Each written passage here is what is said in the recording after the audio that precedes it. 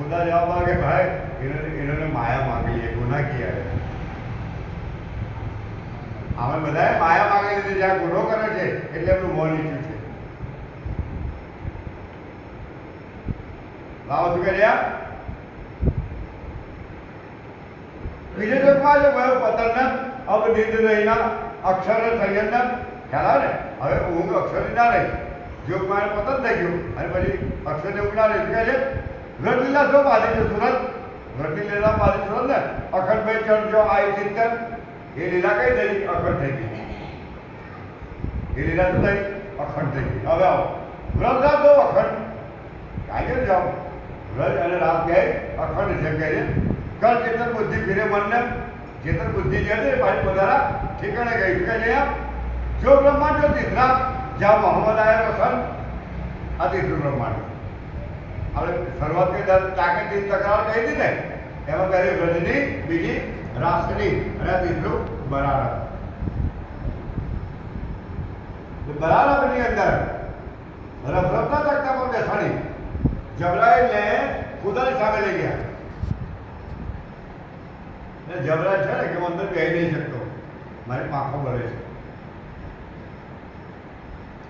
રફરફના તખતા પર બેસાડીને લઈ ગયા. ખુદાએ 90,000 વાતો કરી. હવે હિન્દુ કહે છે પરમાત્મા નિરંજન છે, નિરાકાર છે, અને મુસલમાન કે ખુદા બે નિમૂન છે. તો મારે એક મૌલવીને પૂછવું પડે કે મૌલ સાહેબ તમે ખુદા બે નિમૂન કરો, ચાલો મેં માની લીધું. તો મોહમ્મદ જોડે 90,000 વાતો પણ કરી. साला वो लिखने वाली बात है. खुदा बेसे निमून है 90,000 વાતો કોણે કરી? એમ પરમાત્મા નિરંજન નિરાકાર છે. તો હું આપને પૂછી લઉં કે સાકાર માટલું કોણે બનાવ્યું? આજે સાકાર છે માટલું કોણે બનાવ્યું? સીધી વાત છે. પરમાત્મા સ્વયં નિરંજન નિરાકાર નથી, એ સ્વયં સક્ષમ છે, સ્વરૂપ છે. પણ એ આપણી ઘેર જન્મતા મળતા નથી, માતાના ગર્ભમાં આવતા નથી. ખ્યાલ આવે ને? એટલે આપણાથી એ દૂર છે એમ કહ્યું.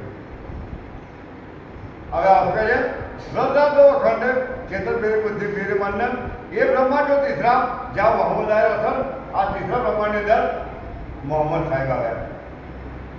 હવે અહીંયા બેન શબ્દ વાપરે છે. બેનનો અર્થ વાસણી અને હિન્દીમાં એને બાનાસુરી કહી.